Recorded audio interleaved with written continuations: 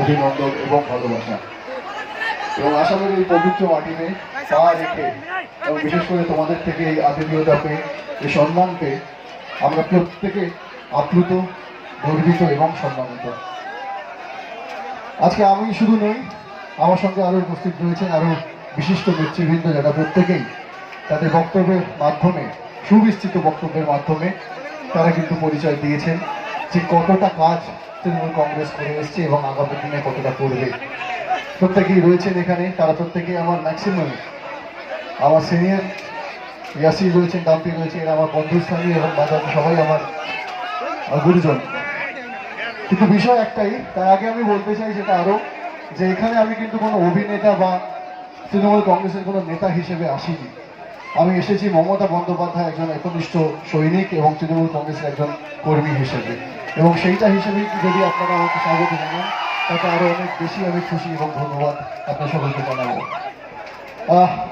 খুব চাপে জানেন তো, আমি যদি লাস্ট যখন বলতে যাই তখন কথা ভাবছি আমি কি বলবো। কারণ যে সকল নেতৃবৃন্দ যারা রয়েছেন এখানে, তারা কিন্তু এক একজন রাজনৈতিক জগতে এক একজন মহান মহান স্তম্ভ, এবং তারা তাদের প্রত্যেকটা কথার মধ্যে দিয়ে বুঝিয়ে দিয়েছেন যে কোথায় কোথায় আজকের ওই ভুইফোর, অত্যাচারী, শৈলাচারী, যে রাজতন্ত্রতে বিশ্বাসী নরেন্দ্র মোদী কিভাবে দেশটার প্রতি অত্যাচার চালিয়ে যাচ্ছে। আপনারাও তার সব থেকে বড় শিকার।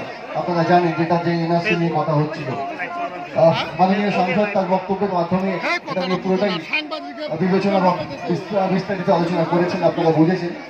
তবে আমি একজন সাধারণ নাগরিক হিসেবে যেটুকু আমি বলবো, যেটুকু আমি উপলব্ধি করেছি, আমি বুঝেছি, সেটা হচ্ছে বিজেপি সরকারকে কোনো রকম ভাবে কোনো মতে আর একটা দিনও সহ্য করা যাবে না। সত্যিটাই আমাদের হাতে যদি সেই ক্ষমতা থাকতো, আমরা হয়তো কালকেই তাকে বলতাম যে ভাই তুমি চাও, অনেক হয়েছে। কিন্তু সেটা নেই, আর মাত্র কয়েকটা দিনের অপেক্ষা, 23 তারিখ অবধি কিন্তু আমাদের অপেক্ষা করতে হবে, এবং তারপর গণতন্ত্রের মাধ্যমে আমরা তার যোগ্য জবাব দেব, যাতে বিজেপি সরকার তথা নরেন্দ্র মোদীর সরকার তথা অমিত শাহের সরকার তারা ভাবে যে সত্যি কেন করলাম। তাদেরকে ভাবাতে হবে, কারণ তারা যেভাবে শুধুমাত্র মানুষের উপর কিন্তু অত্যাচার চালায়নি, তারা কিন্তু মানুষকে খুন করেছে। তারা কৃষকদের জমি শুধু কেড়ে নেয়নি, কৃষকদের প্রাণ কেড়ে নিয়েছে। তারা আপনাদের মতন, আপনারা যারা এখানে রয়েছেন প্রায় 40 লক্ষ বা 40.5 লক্ষ মানুষকে তারা কিন্তু ঘর ছাড়া করেছে।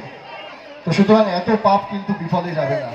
ভগবান তো উপর থেকে রয়েছেনই, দেখছেনই, কিন্তু তার আগে ভগবান যার